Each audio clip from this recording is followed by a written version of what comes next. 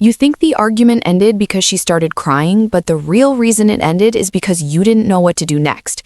That moment hits a lot of men harder than they admit. One minute you're trying to talk about something that bothered you, maybe money, maybe respect, maybe something she said in front of friends, and suddenly her eyes fill with tears, her voice shakes, the energy in the room flips, and just like that, the problem you were trying to solve disappears, and now you're the one apologizing.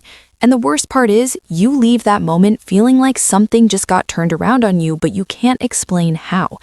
If you're the kind of man who wants to understand what's really happening in moments like that, subscribe. Not because I need it, but because men who understand emotional patterns move through relationships with a lot more calm and a lot less confusion. And that clarity changes everything. Now, here's what men don't realize about this situation. Tears are not always manipulation. A lot of times they're real emotion, stress, feeling overwhelmed, feeling attacked, but there is a pattern that happens in relationships where tears slowly become a form of soft control, even when the woman herself doesn't fully realize she's doing it. And when a man doesn't understand this pattern, he starts abandoning his own boundaries just to keep the peace. That's the real problem. Because emotionally, what's happening inside you in those moments is a strange mix of things. Your chest tightens, you feel guilty, you feel like the bad guy. Your mind starts racing. Did I go too far? Am I being harsh? Maybe I should just drop it.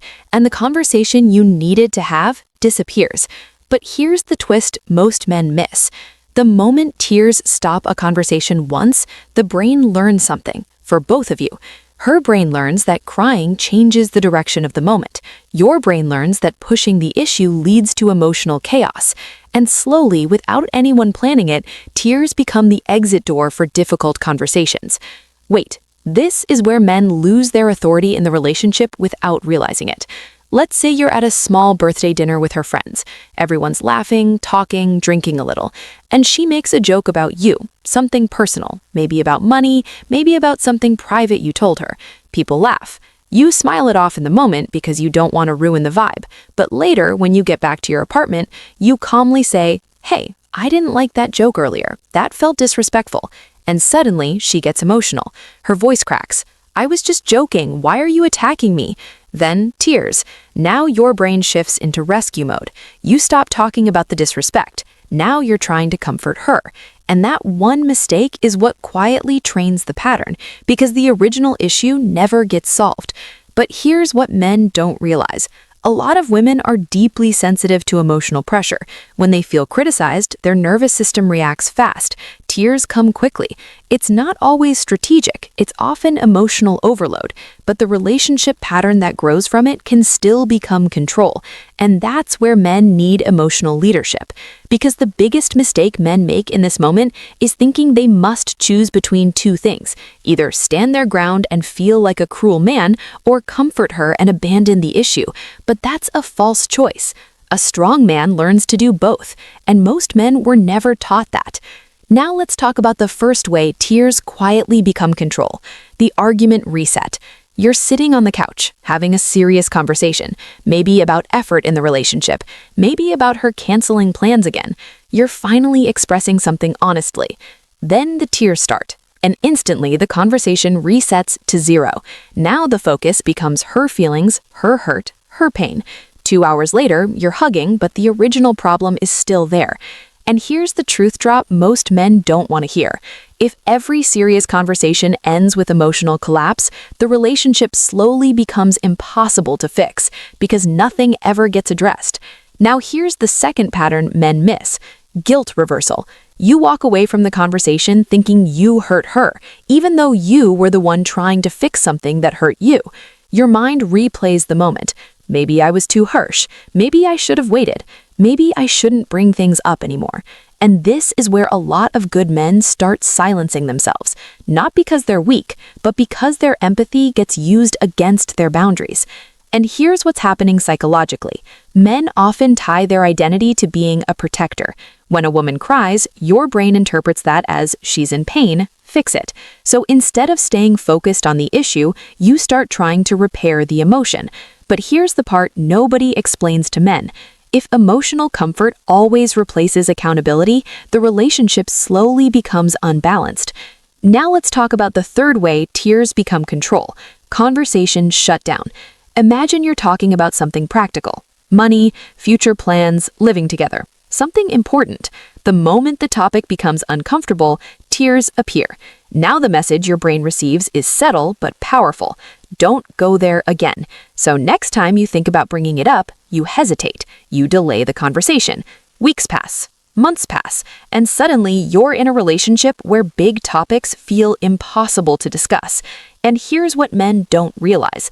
That kind of emotional environment slowly builds quiet resentment. You love her, but part of you feels trapped because every serious conversation feels like walking into an emotional storm. Now, here's the fourth pattern men miss: public sympathy shift. This one hits hard. You're arguing in front of people. Maybe friends, maybe family, not yelling, just a tense disagreement. Then she starts crying. Immediately, everyone's attention moves to her. Now you're the man who made her cry, even if the situation was complex. And that pressure hits your ego instantly. Your face gets hot, your chest tightens, your brain says one thing: end this now. So you back down. And that moment teaches your nervous system something dangerous. Public conflict equals humiliation. So next time, you stay silent. And that's how respect quietly erodes. But here's the fifth pattern, and this one is the most subtle: emotional bargaining. You say something she doesn't want to hear. Instead of discussing it, she becomes overwhelmed emotionally, crying, shutting down, needing comfort. And now the price of continuing the conversation becomes very high. So your brain makes a deal. It's not worth it. You drop the issue. And slowly, the relationship trains you to avoid honesty. Now listen carefully here, because this part changes everything. Understanding this pattern is not about becoming cold toward tears. That would destroy connection. Real emotional pain deserves empathy, but emotional leadership means you don't let tears erase reality. A mature relationship allows both things at the same time: compassion and accountability. And this is where men need a mindset shift. When she cries during a serious conversation, your job is not to abandon the topic. Your job is to slow the moment down without losing the point. For example, instead of panicking and apologizing instantly, you stay calmed and say something like, "I can see you're upset. I'm not trying to hurt you, but this conversation still matters to me." That one sentence changes the entire dynamic. You're acknowledging her emotion without surrendering the issue. And here's another powerful line men can use: "We can take a minute if you need it, but I still want us to talk about this after." Now the nervous system relaxes, but the conversation doesn't disappear. That's emotional leadership. And here's what you should stop doing immediately. Stop rushing to fix her emotions when you're the one bringing up a real concern. Stop apologizing just to end the discomfort. Stop abandoning important conversations because tears appear. Instead, do this next week. When a serious topic comes up, slow your tone, speak calmly, stay steady. If emotions rise, pause the moment without canceling the conversation. Say something simple: "I'm not against you. I'm trying to make us better." Or, "I care about you, that's why I'm bringing this up."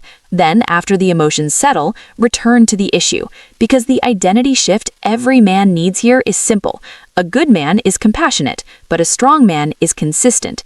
Consistency means the truth doesn't disappear just because emotions show up. And when a woman sees that you can stay calm, respectful, and steady even in emotional moments, something interesting happens. The relationship becomes safer, not weaker. Because now both people know difficult conversations won't destroy the connection, but they will also not disappear. And that balance is where real respect grows.